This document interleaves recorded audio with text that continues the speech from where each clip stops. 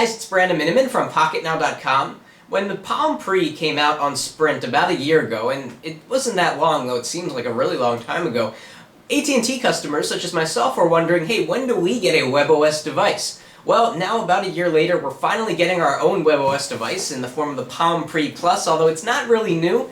It's been on Verizon for a couple of months now, and it's pretty much the same device, but in the GSM flavor. But that's okay, we've been waiting to try it on AT&T's network. Let's take a look. Here's the unboxing.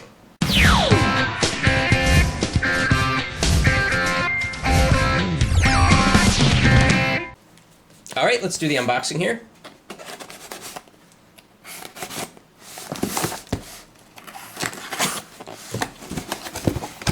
And apparently the Palm Pre Plus on AT&T comes with a touchstone charger, which previously was an added accessory that you had to pay for, which is quite nice. And here it is, the touchstone accessory. Very small box for this. We'll take a look at this in a second. This uses inductive charging, obviously, so you don't actually have to plug in the Palm Pre Plus.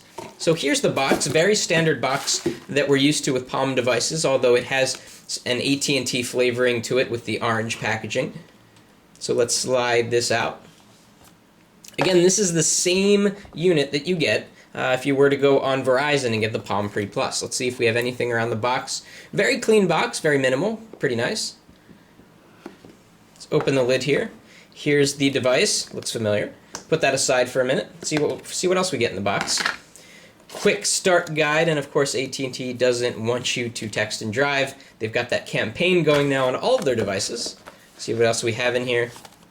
And then the typical Palm layout, we have this very tiny little USB charger. Very nice looking. We also have some headphones, a micro USB charger, and it comes with a nice little case which is made out of sort of this fabric material, orange inside for AT&T. So let's take a look at the Palm Pre Plus, and we're going to compare this to the Verizon Palm Pre Plus in a second. Let's take off the front here. And of course the difference between this and the Palm Pre is that the button is capacitive now. It no longer sits out like so. The keyboard's also been upgraded. So yeah, I mean, it feels the same as the Verizon Palm Pre Plus. In fact, now that I have them side by side, I can't tell them apart, really. They are absolutely identical. I bet if I did this, you wouldn't know which is which. They are completely the same.